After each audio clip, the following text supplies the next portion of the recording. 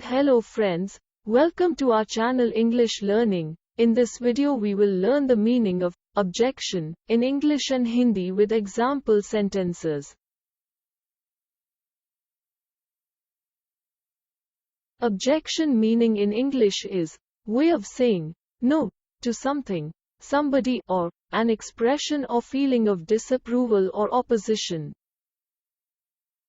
Objection का हिंदी में अर्थ होता है आपत्ति या ऐतराज.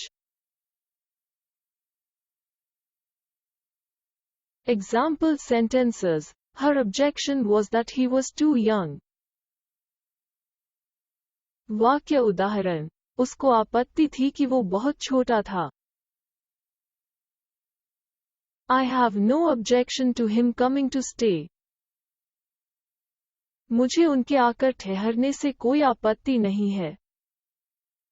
I'd like to come too, if you have no objection. अगर आपको कोई आपत्ति नहीं है तो मैं भी आना चाहूँगा. Do you have any objection to it?